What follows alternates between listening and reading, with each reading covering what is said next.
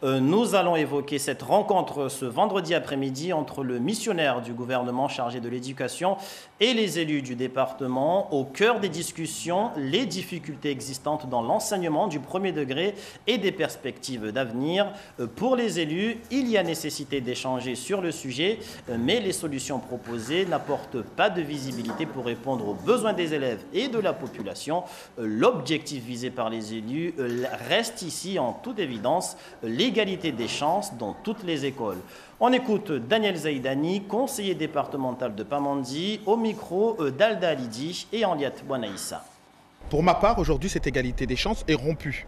Et à cela se rajoute également maintenant le problème de l'insécurité qui gangrène cet enseignement.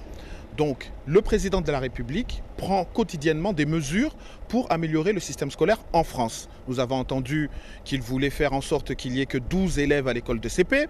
La semaine dernière, il a annoncé qu'il souhaitait que tous les enfants qui sont à l'âge de 3 ans soient scolarisés en maternelle. Mais cela, à Mayotte, doit se traduire par le déploiement de moyens exceptionnels pour rattraper l'existant. Parce que je rappelle qu'à Mayotte, nous sommes déjà dans les rotations, nous sommes dans des classes surchargées, nous avons un problème d'élèves qui ne sont pas encore scolarisés.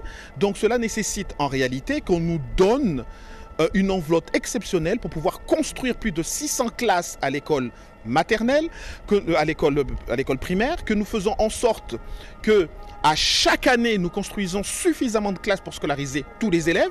Il ne s'agit pas aujourd'hui aux élus et encore moins à la population de choisir entre son propre enfant et l'enfant d'un clandestin. C'est à l'éducation nationale, c'est au président de la République de mettre les moyens à Mayotte pour garantir